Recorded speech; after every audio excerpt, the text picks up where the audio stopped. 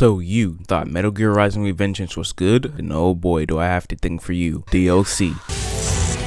Let's dance. Hey guys, East45 here, and I played Metal Gear Rising Revengeance Stretch Stream and Blade Wolf, and it was absolutely astonishing. It takes everything you've experienced from the main game and amps it up with more hijinks, mechanics, and of course, challenge. Speaking of the main game though, if you haven't already, you should check out the previous video I made on it. Also today, I have the River Dolphin avatar because I don't know, the water is red tinted and Sam and Wolf are like red because they're the bad guys, kinda. I don't know, I just wanted an excuse to use the River Dolphin. Why? Because it's funny, that's why. It's just funny like this, just picture of the River Dolphin. Anyway, I actually didn't know, like going off script, I actually didn't know that the game had DLC at first. That's something I actually had to discover on later on, because when I initially played the first game, I didn't even know they had DLC of Just Stream Sam and Wolf. Like, I would see all these clips like from the DLC and I'm like, what's this from? I didn't see this in the main game. Only discovered I had DLC and I was like, oh well, I gotta play that now obviously. And of course this video was born. So without any further ado, let's just jump right into it, and I hope you guys enjoy. We come back once again to the edgy title screen where I select Sam's new game slot and start a tutorial, which I don't know why I did since I'm already familiar with the game, but it had been months since I last played, so I think it was a good refresher. Anyhow, it's also good I took the tutorial because Sam and Raiden play different as well, with them yes having the same basic moveset to an extent, but with differences like Sam's right click being a charge and having a taunt rather than Raiden's scan mode.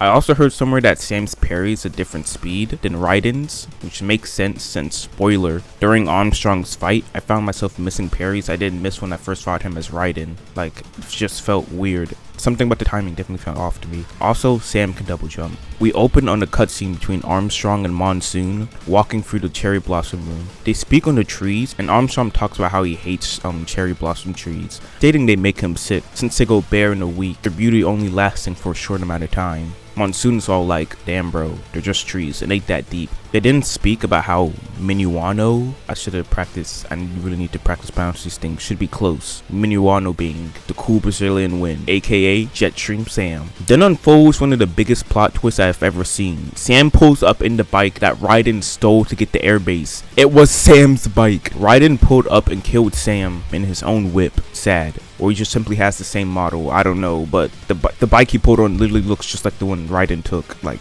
come on. We didn't get another iconic Sam scene where he rubs his chin as he examines his surroundings to find a floor vent. Sus.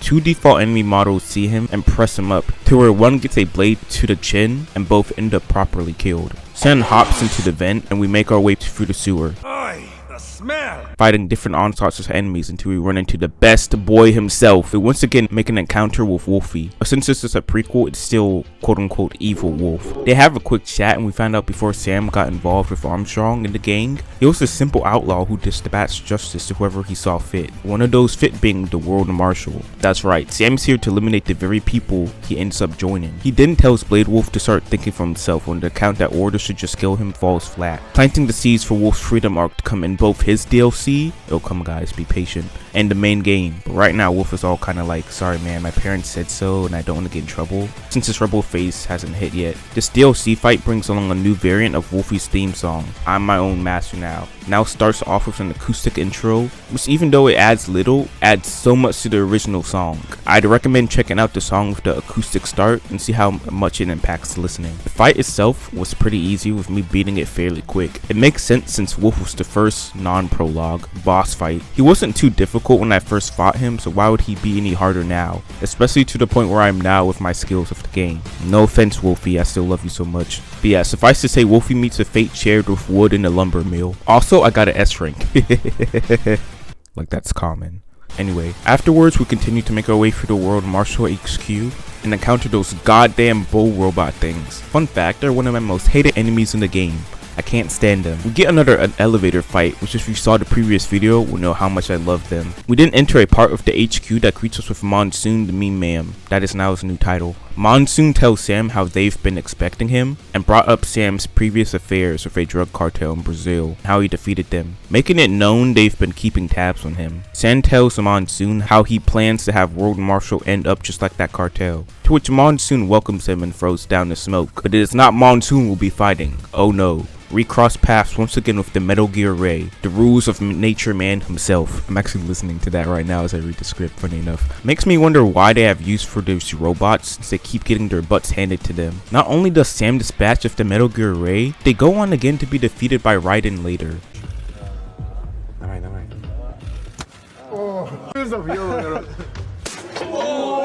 The fight itself actually took me a few tries, mostly because I was swinging it instead of actually paying attention. The MG Ray attacks the same as in the main game, at least I think so. I don't know if he did anything new. Anyhow, it was great hearing Rules of Nature in game again. To end off the fight, instead of catching its blade and throwing it like I throw my children, instead we end the boss fight by slicing up its tail, and then it just vaporizes. Like, I didn't even notice this until looking back on the footage. That's hilarious. He just dusts away. Armstrong contacts Sam and said he's passed one of the third tests to meet him on the roof, so the roof we shall go. On our way there, I encountered this room of four enemies who I despised. I almost made a successful stealth attempt, but of course, if again you saw the previous video, you'd know my luck when it comes to that in this game. The reason this room took me so long is because I had no idea how to deal with the hammer brutes at first, and it didn't help these stupid bird people kept harassing me from above. Turns out with the brutes, you have to break their armor before you can expect to start to deal real damage. You can break their armor with Sam's right click/strong charge attack. For me, the best way was to just put distance between me and the brutes and charge up the strong attack and bash into them and break their armor. We didn't get contacted by Monsoon again, where he's just spouting mean nonsense, pay him no mind Sam. We get some more insight into Sam before the events of the main game, when he states he fights for himself and no one else. Similar to how Raiden ends up in the main game, with the similar of fighting for himself and what he believes in. Once again, great contrast and mirroring of the two as rivals. We now make our way through the Japanese garden, you know, the one with the stupid cherry blossoms trees, right Armstrong? We make our way through more enemies, including some of Blade Wolf's siblings, which light work, no reaction. Also, there are little VR missions you can play in between objectives. I only bring this up now because I was about to beat one before those godforsaken hugger enemies showed up. Like, forget what I said earlier about the bulls being my most hated, it's these guys. No way, no, not these guys. No. Surely though, they are only here for the VR missions. I won't appear later as a mandatory enemy, right? Well, crap. I hate these guys so much. Them and their goddamn grappling and jumping and smashing and just leave me alone. My god, you pieces of Yeah, this part took me a long time. Like, they did not need 3 of them pumping on me all at once. Once in the elevator, Armstrong calls Sam once again and informs him he's one of their best applicants and should head to the roof for his final interview. Wow, he didn't even need a cover letter. Sam of course is like, what the hell dude, no, I'ma kill you. All you do is shit in your office chair. Little does Sam know. One bull later and we end up in the room where all the future kids' brains will be stored. Yummy. And we are forced to fight every person in the room for the damn security code. Every person. Last, we make it to the roof and oh god damn it bro, always with these unnecessary helicopters. Sam then finally confronts Armstrong for his final interview, in which Armstrong shows Sam his meme power. I don't know what I'm even saying. We didn't get that iconic view of Sam clapping to the fireworks, which is something I always find funny for some reason. I don't know, that meme is so iconic to me. Even more so now because dude came up here to kill the man and ends up cheering to his display of power. But anyway, nanomachines. Nah, I'm not gonna make that joke. It's overdone. Speaking of overdone lines. Let's dance. Now, I'm not trying to gatekeep, but once again, if you saw last video, you would understand the PTSD that filled as I entered this fight. Luckily, it did not take me 21 tries this time to beat the senator, but the fight was still difficult nonetheless. Praise all powers that be though. He didn't have that move where he throws like the tanks or the robo at you and you have to go in blade mode and cut him. Like, I was legit on my knees thinking every higher power he did not, that was not part of this fight. So the fight with Armstrong goes more or less the same as previous, so I will not explain his moveset. You should know the deal by now. You clicked on the video about the DLC after all. Anyway, the fight isn't too bad this time. except for one thing. Even though the throwing move is gone, it's basically been replaced with another even harder to avoid move. Now with Armstrong, we all know he has a grapple move, but here against Sam, for some reason, he spams that thing more than simps on Twitch spam the donate button. Like, I cannot count how many times he had just grabbed me over and over again. And the move is so hard to dodge since he'll activate it when he's like 2 inches away from you. So you have to be so precise in your rolls. Yes, rolls. Using the roll move and Sam is more useful than parrying or jumping in this fight. Like, you have to be so precise because he does it so close to you. You literally just like, as soon as you see him glow, you have to just press that roll button, which I think it was Z, like immediately. This is supposed to be Metal Gear, not Dark Souls. His fight has like 3 stages where in each one he just gets more aggressive and spams that damn move more. God, this job better have the best benefits known to man. Finally, we beat Armstrong in a QTE. Not really, since, you know, canon. And he falls to the floor. D rank, I'll give you a D rank. Sam tries to walk away, but of course this is not the end of dear old Armstrong. Armstrong tries to show Sam his ideology and why Sam should join them, and we basically get the batshit insane scene but from Walmart. Then, like a real gamer, Sam picks up on Armstrong's attack patterns and finds the perfect opportunity to strike and slice off Armstrong's forearm. Doing this, Sam thought he ate, but then soon quickly finds out that Armstrong is also a gamer, and he is counterattacked very gruesomely, which leads to one of the best video game faces I've ever seen in a long time. And then a sound that sounds like Sam busted the fattest one to ever exist. Armstrong then casually reattaches his hand and tells Sam that he has earned the job. If only it were this easy in real life. They didn't share a laugh because what else is Sam gonna fucking do?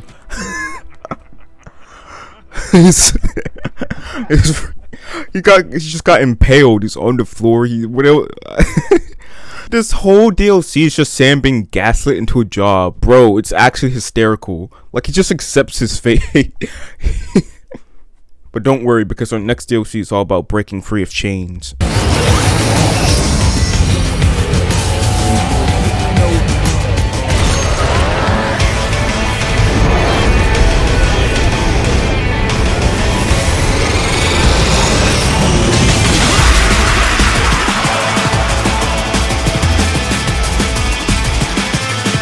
Now, when I booted up the Blade Wolf DLC, I kind of forgot to record like a minute of the opening part. That's my bad. I kind of just went right into it. But we open with Wolf on the start of a mission with Mistral on the comms. His duty is to eliminate the politician that was killed at the start of the main game. We then take control of Wolf and I start to test out his attacks since I'm used to playing humans when I get familiar with Wolfie's moveset. He isn't too different from Raiden and Sam, the only major difference being his chainsaw tail, which actually makes his gameplay a lot more fun with the combos you can dish out. He can also stealth attack like Raiden, which is something Sam can't even do, which bugged me because he was supposed to be breaking into World Martial, yet we don't even have any stealth kill options. Even though yes, I say that I hate the stealth, it still comes in handy every now and then. Blade Wolf's DLC is actually very stealth oriented, with me getting a lot of stealth kills during it. I feel they definitely improved with the stealth when it came to Wolf. For one, he can turn invisible. He can use his knives from afar to pick off people without being seen. He also has the area scanner Raiden does, and it's also much easier to hide since he's shorter. Overall, stealth plays a much bigger part in Wolf's gameplay than Sam's and even Raiden's. Stealth is even incorporated in one of the boss fights later on. Glad that part of the game that once agonized me is now rewarding. We then make our way through a few enemies and make it to the politician. Except that it isn't really him and this is all just VR training Mistral is having Wolf go through. She states that Wolf's kill count is disappointing and that, like Sundowner said, lacks man's killer instinct, which of course Sundowner would say. While discussing all this, Mistral sits on a throne made up of the tripod robots and she sits very well inappropriate. Like, this just proves my further point of Mistral feeling like the girl one out of all the bosses. Cause how do you explain this? We get it, she has a really nice body. Doesn't mean we need a butt shot every 15 seconds when she's on screen. She has a lot of these types of shots throughout the DLC. In the main game it wasn't too bad since she only showed up like once. But in the DLC she's pretty prominent. Like, I love you Mistral, but I'm tired of seeing your behind. She then puts us into another VR mission, which this time is the actual tutorial. They didn't teach me anything new except how to use Wolf's knives, and that was it. After that, we are then introduced to Kamsen, aka the Desert Storm, who will be accompanying on the upcoming mission. He's kinda your average military douchebag, showing disinterest to Wolf joining him and proudly introducing himself as the Desert Storm. Also, he's very American coded in the sense that he is big about freedom, and it doesn't help that he's a blondie too. Wolf then questions questions Mistral that if they're big on freedom, why is he never offered a choice on things? Which Mistral struggles to answer and actually seems intrigued in Wolf asking that question, giving a little grin. We are then put into another VR mission. Come on, I'm itching to be put out in the field. This VR mission is supposed to replicate the actual upcoming mission for practice. And you've got to be kidding me, those damn huggers show up again. But it's okay, because I now know how to properly deal with them. It took me a whole main game and DLC, but I got it figured out. When lowering their health, a part of their body will highlight in a faint blue. This body part can be an arm or leg, but if it's highlighted, you can go into blade mode and slice it off, crippling them. It makes fighting them so much easier, especially if you slice off one of their arms, so they cannot grapple you easily. The Wolf DLC I actually did really good on, getting a lot of high combat ranks, and overall just feeling really good about where I've come in terms of skill, both in stealth and combat. I'm used to every enemy type by this point, as well as the game mechanics. I've become all powerful. After some more enemies, we end up fighting another wolf, or LQ84, which is pretty trippy. Not trippy enough though, because I took no damage during the fight. Give me that S rank. For our final VR mission, we are put into a platformer. This is my least liked part of the whole DLC because it seems so strange. Like out of the blue, they just gave us platforming to do in an action adventure game. Now the game overall does have platforming, but it isn't a major part of it, with most obstacles just taking a few jumps to get through. We just have to hold ninja run to get through everything. And don't get me wrong, I love platformers, but this just doesn't seem like the game for it. Wolf doesn't even have a double jump like Sam does, so this just all seems pointless. You also have enemies scattered throughout, but they aren't an issue, as they are pretty easy to take down with stealth. The real thing that grinds my gears is I kept falling at vital points in the stage, either missing a jump or getting hit by an obstacle. The entire map consists of moving platforms and obstacles, as well as more difficult routes that offer rewards, which is literally platformer game basics, which is why once again this seems so odd. Though I finally beat it and we move on to the next day during the mission. Wolf is told by Mistral that she wants him to scout ahead in the battlefield, but Wolf tells her that his orders are to stay by Mistral's side. Mistral then deactivates Wolf's range inhibitors, to which Wolf reacts to in shock. He can go anywhere he wants, to which Mistral reminds him she can turn it back on at any moment. But it's too late, bye Felicia! Wolf jumps up and slices one of Mistral's tripod arms holding the device and takes off, now seeking his freedom. Mistral informs everyone that Wolf is now a damn traitor and must be destroyed. I'm my own master now plays in the back while we fight all the enemies, and it's just so hype. We start to make our way through the whole area, which is the first area we stop as Raiden after the prologue. We encounter the vulture enemies again. I bring this up because as Wolf you can stealth kill them, which is something I don't know Raiden could do before, further showing the stealth importance in Wolf gameplay. Maybe he can, I don't know. I never saw the prompt to stealth kill an eagle, one of the eagle guys. Maybe I just never got opportunity. Plus trying to stealth kill them is really funny and awkward, since you have to jump up and try to reach them to do the button prompt. It's just like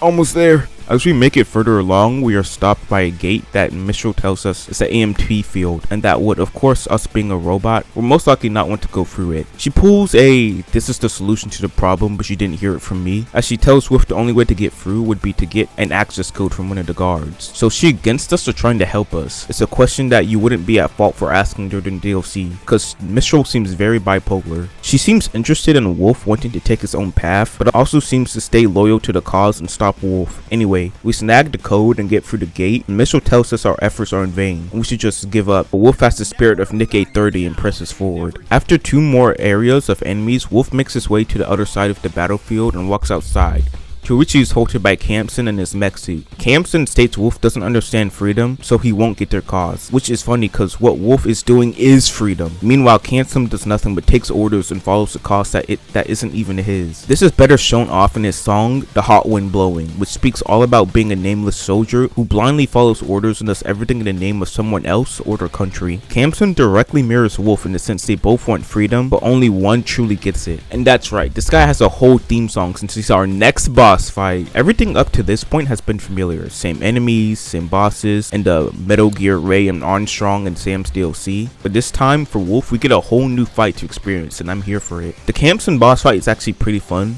but that doesn't make it easy. He floored me my first attempt because his attacks hit swift and hard. Campson will swing his giant axe at you, which you can parry no problem. Then he has his attacks which you must dodge, such as a grab, where he'll just pick you up and just yeet you across the stage. And he also has a giant slam move. He also charges at you if you happen to be too far away. My favorite part of the fight though is when he'll jump up in the air and ground slam you, which knocks you away when parried and leaves a giant crater in the ground, to where Kamsen loses sight of you due to all the rubble. This is where you can get big damage on the guy, as you are supposed to sneak around the ground spikes and stealth attack him for big damage. If you are seen though, the fight will continue as normal. This really adds flavor to the fight as it has you slow down and approach the situation tactically, and you are rewarded for it. We didn't end off the fight when Kamsen is at about 7% health, where in classic Metal Gear Rising fashion, we enter a QTE by pressing X. We parry Kamsen's axe swing and proceed to slice off his right arm holding it. Kamsen tries to retaliate by throwing a punch with his left, but we deflect it and proceed to cut up that arm too. Now with no way to defend himself, we show Kamsen true freedom in the way of our chainsaw's tail. He gets brutally stabbed before being ripped out and thrown out of his mech suit to meet the fate that we are all familiar with. Something I just noticed too looking back at the footage, before Kamsen was sliced up, I noticed the dude has no lower half. It's just all wires meant to be connected to his mech suit. My guy, how do you live like that? Does he not pee?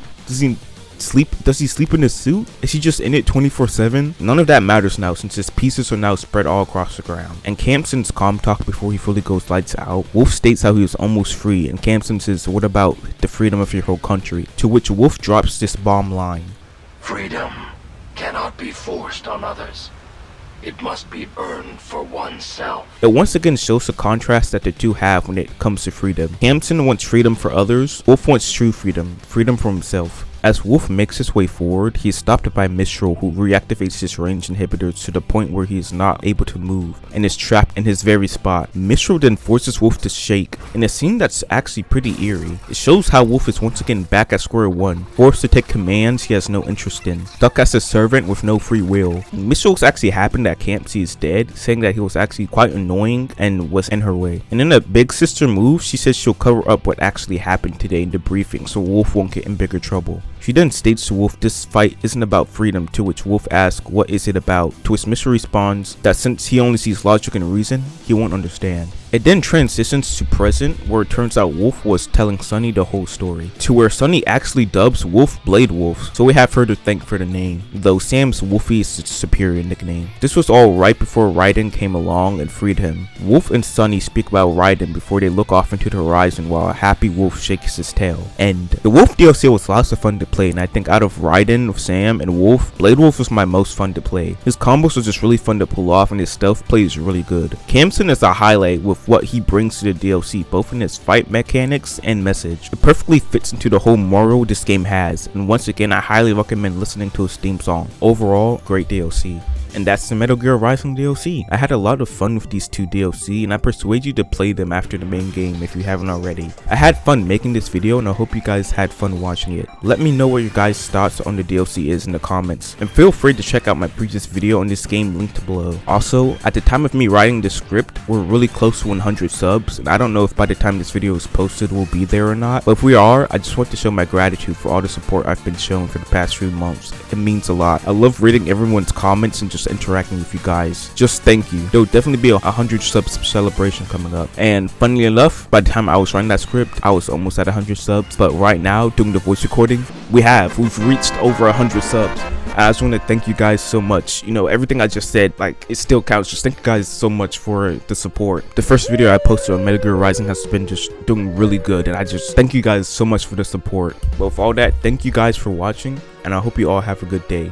Peace. Born into a pack, there's no choice but take orders to attack. Locked up in chains, I get fed, but the hunger still remains.